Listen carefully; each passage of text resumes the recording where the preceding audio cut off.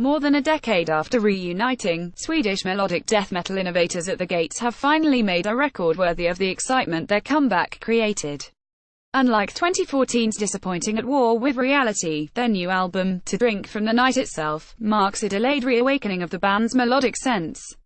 At the Gates are still drawing on their own past. That's just standard procedure for any death metal act that's been around for a couple of decades. But this time, they're cribbing from a career highlight, 1994's Terminal Spirit Disease. War was essentially a continuation of At the Gates' Black Album, 1995's Slaughter of the Soul, whose lined version of their sound catapulted the band to popularity. They broke up shortly after its release, but Slaughter lived on in 2000's metalcore, as acts like Killswitch Engage, The Black Dahlia Murder, and Darkest Hour further simplified the record's sounds.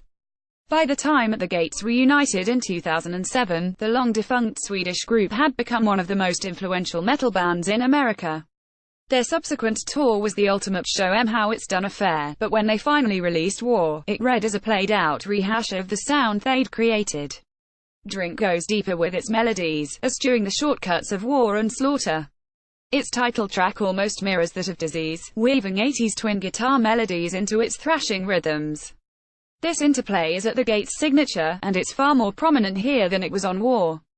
The recent adjustment to their sound is, in part, the result of a changing of the guard. God Macabre's Jonas Stellhammer replaced original guitarist Anders Björler in 2017, and the band's other guitarist, Martin Larsson, first came on board with Disease.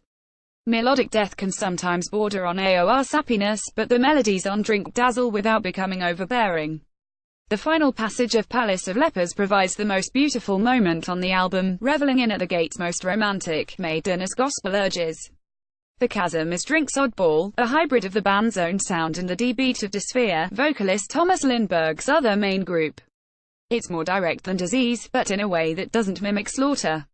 Thrash and hardcore seem closer to Lindberg's heart than melodic death metal, and it's those influences that prevent Drink from sounding saccharine. Although it's a vast improvement over War, the album isn't faultless.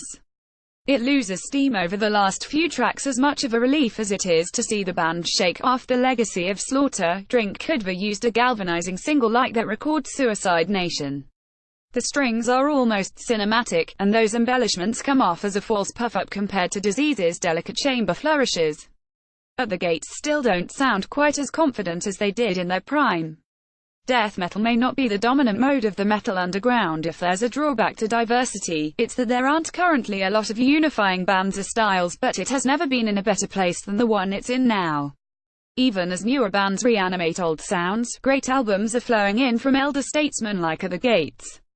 It may have taken them too long to get here, but on To Drink from the Night itself, they recapture their heyday while leaving their imitators in the rearview.